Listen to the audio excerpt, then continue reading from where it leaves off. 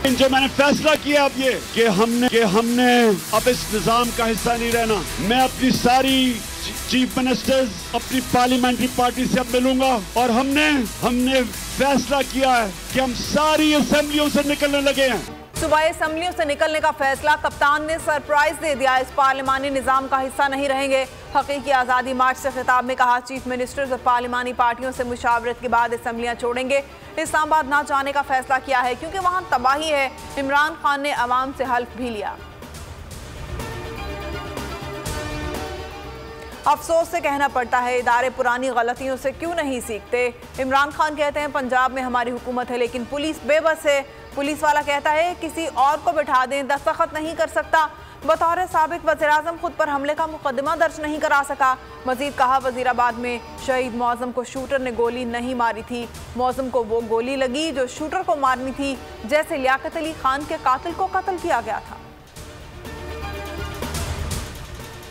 क्या कौमी सलामती कमेटी में पाकिस्तानी सफीर और डोनाल्ड लू की गुफ्तगू नहीं रखी गई थी? क्या डोनाल्ड लू ने असद मजीद को नहीं कहा था कि इमरान खान को हटाया तो माफ कर देंगे? क्या कौमी सलामती कमेटी में साइफर पर अमरीका को डिमैच करने का फैसला नहीं हुआ था? इमरान खान ने सवाल उठा दिए, कहा जो साजिश का हिस्सा थे साइफर को जाली करार दे रहे हैं। साइफर को ड्रामा करार देना मुल्क की तौहीन है, मेरी नहीं। रावलपिंडी में तारीख रकम 6 रोड फ्लाईओवर पर तहरीक इंसाफ का तारीखी पावर शो पूरी पिंडी आवाम से भर गया।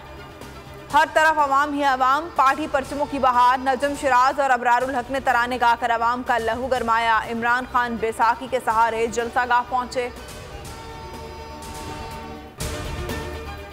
हम मफरूर नवाज शरीफ, चोर शहबाज शरीफ और जरदारी से लड़ना चाहते हैं। चोरों डाकुओं को आईनी तरीके से निकालना चाहते हैं, मुज़ाकरात के दरवाजे खोलना चाहते हैं, लेकिन शर्त यह है कि इंतखाबात की तारीख दी जाए। शेख रशीद का रावलपिंडी में जलसे से धुआंधार खिताब, कहा राना सनाउल्लाह कहाँ हो, निकल कर सामने आओ। जबर के खात्मे का वक्त आ चुका। अवाम का मैंडेट चुरा कर इमरान खान से हुकूमत वापस ले ली गई। हम इसका मदावा चाहते हैं। उम्मीद है इदारे अपनी गलतियां ठीक करेंगे। असद उमर बोले, मुल्क में अवाम को इंसाफ के दरवाजे बंद नजर आ रहे हैं। पाकिस्तान के फैसले बाहर हो रहे हैं या डीलें करके ज़मीर की मंडियां लग रही हैं। असद कैसर ने कहा, पूरी कौम इमरान खान के साथ खड़ी है।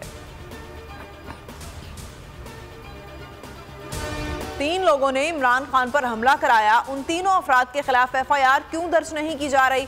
श्री मजारी का रावलपिंडी में हकीकी आज़ादी मार्च से खिताब, कहा इमरान खान के खिलाफ एक बार नहीं 3री बार साजिश की गई। राना सनाउल्लाह जहां भी छुपेंगे हमारी आवाज़ पहुंचेगी। मुराद सईद, परवेज खटक और इमरान इस्माइल ने भी हकीकी आज़ादी मार्च से धुआंधार खिताब किया।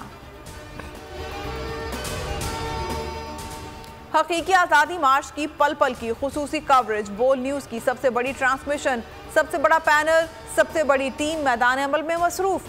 पल पल की खबर, मुल्क भर में बोल का बोलबाला। गुजरांवाला का GT रोड बोल न्यूज़ जिंदाबाद के नारों से गूंज उठा। हकीकी आज़ादी मार्च के शुरका का बोल न्यूज़ को शानदार अल्फाज में खराज तहसीन कहा। बोल न्यूज़ हक सच के साथ डटकर खड़ा है। बोल न्यूज़ मसलूम पाकिस्तानियों की आवाज़ है।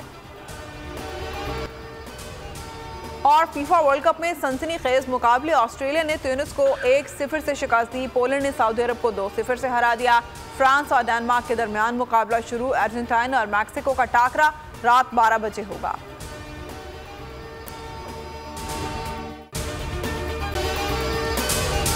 अगर आपको ये वीडियो पसंद आई है तो हमारे चैनल को सब्सक्राइब करें और बेल आइकन को प्रेस करें। आप ये समझें, ये जो हक है ना, हक पे खड़े रहना और हक को बोलना, ये दूर से लगता है तन्हा हो गए लोग। आप खान साहब को देखें, तन्हा दिखाई देने, सारी जमातें मिलकर उनके खिलाफ हैं, लेकिन आज भी पाकिस्तान की आवाम उस हक की आवाज़ के पीछे जो है 80% से ज़्यादा आवाम उनके साथ है। सेम एग्जैक्टली इसी तरीके से बोल की कहानी है भाई। बिल्कुल अलग आपको तन्हा दिखाई देगा, हर जगह आपको खड़ा हुआ नजर आएगा, हटेगा नहीं किसी चीज़ से। और उसके साथ भी 80% आवाम अगर आज आप देखें तो उसे बोल दिख रही है।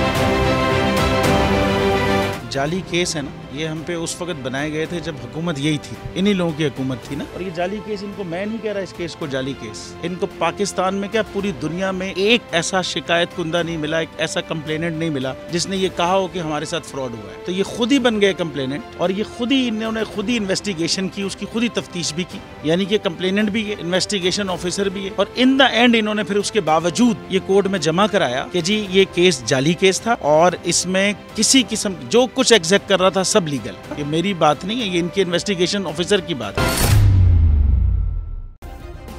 सब्सक्राइब करें और बेल दबाएं ताकि कोई खबर रह न जाए।